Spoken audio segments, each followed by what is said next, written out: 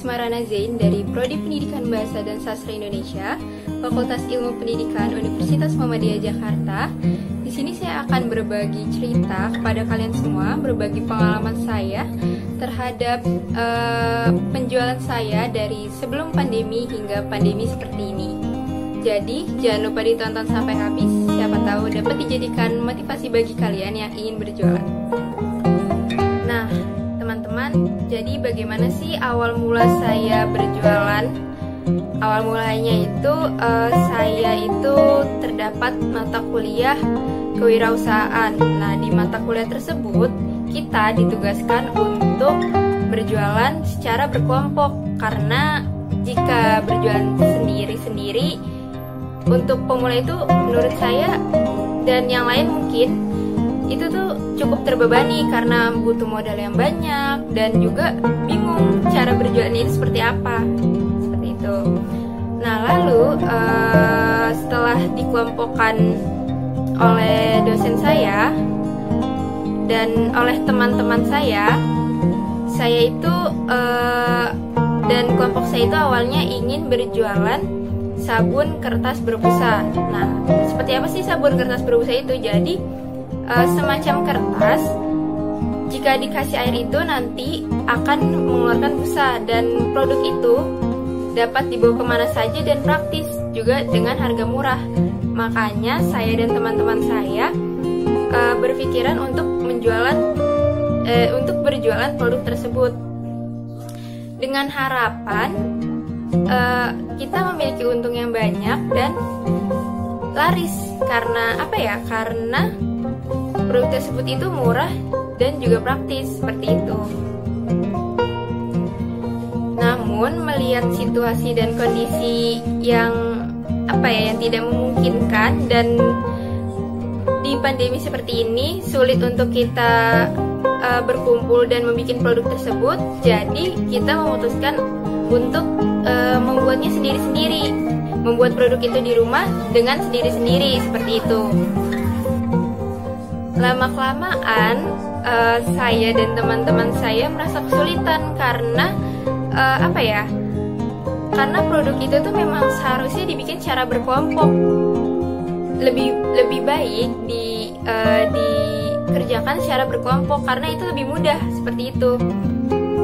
Lalu kita memutuskan untuk berjualan secara sendiri-sendiri dan tidak berkelompok lagi. Berawal dari teman saya yang ingin berjualan ayam potong, lalu ada juga yang ingin berjualan semacam cemilan seperti itu, dan saya berpikiran untuk berjualan roti, berinisiatif untuk berjualan roti. Sebenarnya itu bukan murni inisiatif dari saya, tapi itu merupakan saran dari ibu saya. Mengapa ibu saya menyarankan seperti itu? Karena ibu saya berpikiran bahwa roti itu memang sering dicari oleh banyak orang, sering dikonsumsi juga oleh banyak orang, dan modalnya pun tidak terlalu besar, seperti itu.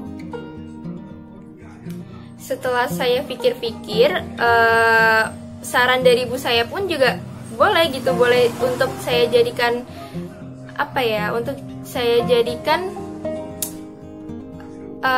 jualan saya sebagai selingan saya berjualan sabun kertas berbusa tersebut. Jadi jika saya tidak mendapatkan penghasilan dari sabun kertas berbusa itu, saya mendapatkan penghasilan dari saya berjualan roti. Begitu, teman-teman. Nah, saya itu berjualan sabun kertas berbusa selama 2 minggu itu menurut saya penghasilannya kurang. Jadi setelah 2 minggu itu, ya kurang lebih 2 minggu, saya memutuskan memakai saran dari ibu saya. Saya survei ke tempat rotinya dan melihat-lihat harganya, dan saya menghitung-hitung kira-kira berapa modal yang saya butuhkan. Setelah saya pikir-pikir pun, modalnya pun tidak terlalu besar. Ya masih bisa untuk saya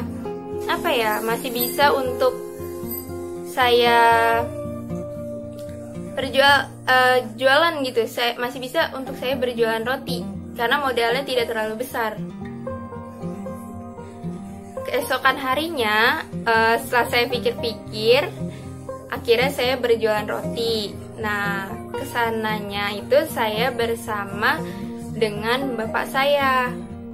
Saya awal-awalnya itu berjualan roti sebanyak 15 plastik terlebih dahulu, 15 pieces. Karena saya tidak mau mengambil resiko yang terlalu besar.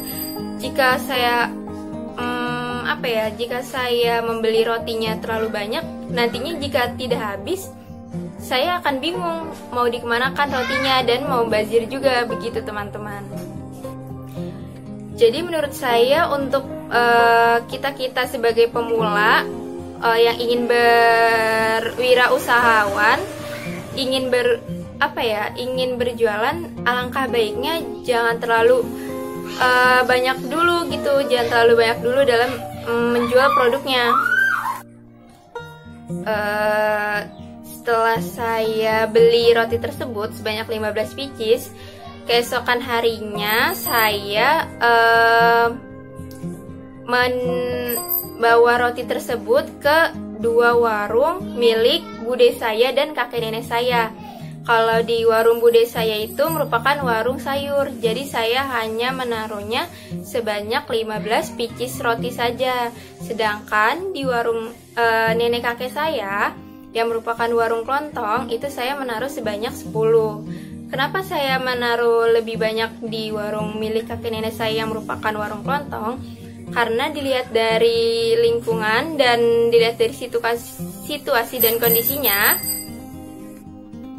warung kakek nenek saya itu jauh lebih ramai dibandingkan warung milik bude saya, seperti itu.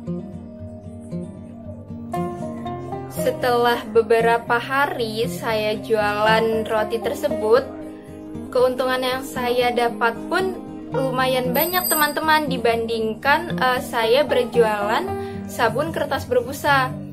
Hampir setiap hari roti yang saya jual itu habis sebanyak 15 pieces. Dan bagusnya lagi, saya tidak mengalami kerugian. Karena apa? Karena hampir setiap hari rotinya itu habis. Banyak sekali peminatnya. Seperti itu teman-teman.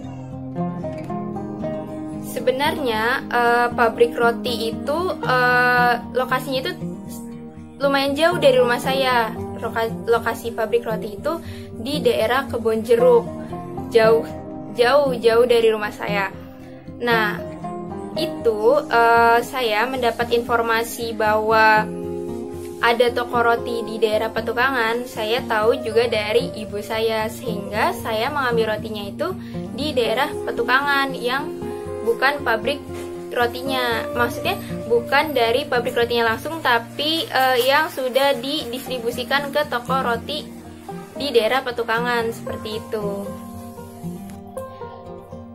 Nah, dari cerita saya selama berjualan ini, ya menurut saya cukup banyak sekali sih pengalaman yang dapat saya ambil dari awalnya saya memiliki harapan yang cukup besar dari produk pertama saya, yaitu sabun kertas berbusa, sampai yang tidak saya duga-duga ingin menjual roti malah mendapatkan untung yang lumayan untuk saya.